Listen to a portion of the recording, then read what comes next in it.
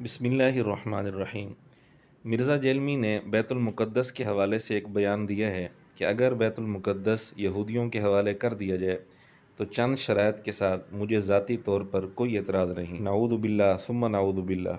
سیدنا عمر نے جب یہ ٹیک اوور کیا اور یروشلم کی چابیاں انہوں نے سیدنا عمر کے حوالے کی، انہوں نے اسے انٹرنیشنل سٹی ڈکلیئر کیا کہ یہاں پر یہودی آباد نہیں ہو سکتے، لیکن اپنی جو مقدس جگہ ہیں ان کی زیارت کے لیے آ سکتے ہیں، اور کرسچنس کو بھی اجازت ہے اور مسلمانوں کو بھی اجازت ہے۔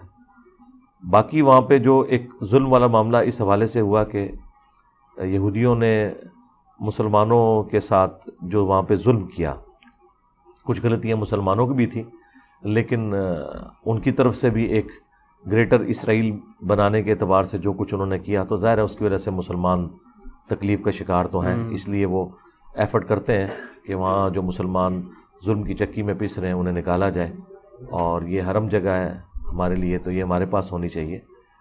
اگر یہ ان کے پاس بھی ہو، انٹرنیشنل سٹی ڈکلیئر ہو جائے اور مسلمان بھی وہاں پر آزادی سے اپنے معاملات لے کے چل سکیں، جوز بھی کرسچنز بھی، ساتھ ہی ساتھ جو مسلمانوں کے ساتھ وہاں پہ ظلم ہو رہا ہے وہ ختم کیا جائے، انہیں بھی جینے کا حق دیا جائے، تو ہمیں تو کوئی اعتراض نہیں، اس پہ مجھے تو پرسنلی کوئی اعتراض نہیں ہے۔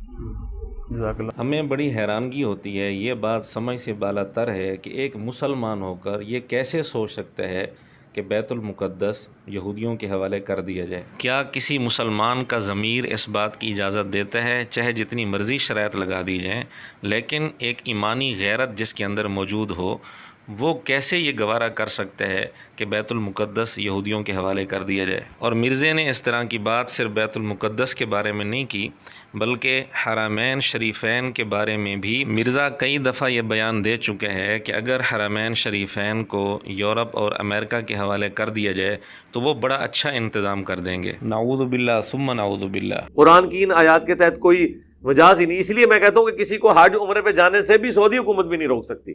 یہ جو انہوں نے انتظامی معاملات میں پابندیاں لگائی ہیں نا، یہ پابندیاں فضول ہیں۔ اس کی وجہ یہ ہے کہ ان کے پاس اتنے ریسورسز ہیں اور ریسورسز پروڈیوس کریں۔ آپ آج امریکہ کے، یورپ کے کسی ملک کے حوالے کر دیں مکہ شریف کو، وہ 1 کروڑ بندوں کا انتظام آپ کو کر دیں گے۔ آپ تو 40-50 لاکھ کو لے کے بیٹھے ہوئے ہیں، وہ 1 سال کے اندر انتظام کریں گے، کیونکہ ان کی اکانومی، وہ کہیں گے ساری اکانومی اس کے اوپر چل رہی ہے، کوئی مسئلہ ہے۔ حرم مکہ میں سعودی حکومت کسی کو کعبے کے اندر داخل ہونے سے نہیں روک سکتی جو مسلمان ہے۔ وہ کہتے ہیں نہیں، انتظام کا مسئلہ ہے۔ سرکار آج آپ ذرا یہ امریکہ کے حوالے کریں، اس سال اگر 30 لاکھ لوگ حج کر رہے ہیں نا، امریکہ کو کہیں گے جی اگلے سال 1 کروڑ آئے گا، وہ کہیں گے جی 2 کروڑ بھیجو، کر لینا انتظام۔ بڑا افسوس ہے ایک مسلمان ہو کر یہ سوچ کیسے سکتا ہے کہ حرمین شریفین کو کفار کے، امریکہ کے، انگریزوں کے حوالے کر دیا جائے۔ اور ہاں، یہی وہ بندہ ہے جس نے بیت اللہ کے سامنے بیٹھ کر اپنی بیوی سے عہد لیا تھا کہ آئندہ کبھی بھی حرمین نہیں آئیں گے، اور پھر فخریہ بتاتا ہے اور یہ بتاتا ہے کہ اب اتنا عرصہ ہو گیا ہم نہیں گئے۔ 2014 میں جب آخری دفعہ عمرے کے لیے گیا، وہ بھی بیوی کی ضد پہ، تو میں نے خانہ کعبہ کے صحن میں اس سے یہ عہد لیا تھا کہ ہم کبھی اب واپس حرمین نہیں آئیں گے۔ حج ہم نے 2007 میں کر لیا، 2014 میں عمرہ کر لیا، اب یہ دیکھ لیں آج فروری 2022 چل رہے ہیں، اس کے بعد نہیں گئے۔ میں آخری دفعہ عمرے کے لیے 2014 میں گیا ہوں، آج 21 جولائی 2019 آخری دفعہ حج میں پہلے ہی کر بیٹھا، تو اور وہ بھی زبردستی مجھے میری وائف گھسیٹ کے لے گئی۔ جی ناظرین، آپ نے سن لیا، کہتا ہے میری بیوی مجھے گھسیٹ کر لے گئی، اور فخریہ طور پر، واضح طور پر کہتا ہے آخری دفعہ، یعنی یہ بتا رہا ہے کہ میں اس کے بعد نہیں جاؤں گا، اور وہاں جا کر اس نے بیوی سے یہ عہد لیا کہ آئندہ حرمین کبھی نہیں آئیں گے۔ کیا یہ مسلمانوں والا ذہن ہے؟ کیا یہ تعلیم حضور علیہ الصلوۃ والسلام نے دی ہے؟ یہ جو کہتا ہے کہ میں لوگوں کو حضور علیہ الصلوۃ والسلام کے ساتھ جوڑ رہا ہوں، حضور علیہ الصلوۃ والسلام کے ساتھ اسی طرح جوڑ رہا ہے کہ آئندہ میں حرمین کبھی نہیں آؤں گا؟ اور کیا کسی صحابی نے یہ تعلیم دی ہے؟ 1400 سال میں پوری امت کے اندر کبھی کسی نے اس طرح کی حرکت نہیں کی، اس لیے اس نے تو حرمین کو یورپ اور امریکہ کے حوالے کرنے کی بات کرنی ہے۔ ظاہر ہے جب اس کا مزاج ہی یہی ہے، جب اس کی سوچ ہی یہی ہے، تو اس قسم کی باتیں تو اس کی زبان سے نکلیں گی۔ یہ تھے اس کے خیالات مسلمانوں کے بنیادی ایمانی روحانی مراکز کے متعلق، اور اذان کے متعلق بھی اس نے اس طرح کی بات کی ہے، وہ بھی ذرا آپ سن لیں۔ نعت پڑھنا ہو تو اسپیکر بند کر کے پڑھیں۔ غلط کر رہے ہیں بالکل. میں تو اسپیکر میں بھی اذان کا قائل نہیں ہوں.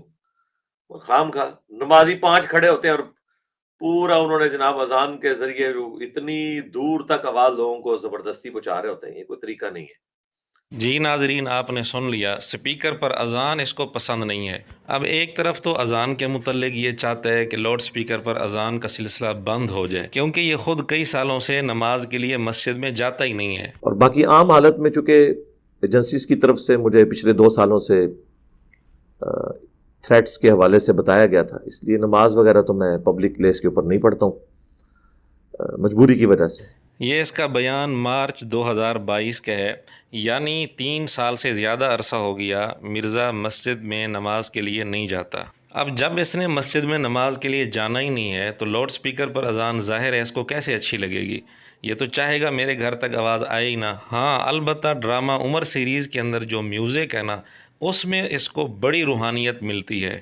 سرکار عمر سیریز میں سے اگر آپ وہ میوزک نکال دیں اس کی روحانیت ہی ختم ہو جائے گی. تو ہم یہی کہہ سکتے ہیں کہ تف ہے مرزا تیرے مسلمان ہونے پر. کیا کوئی مسلمان اس طرح کی سوچ رکھ سکتا ہے؟ تو مرزے کے شاگردوں کو بھی غور کرنا چاہیے کہ وہ کس آدمی کے ساتھ جڑے ہوئے ہیں.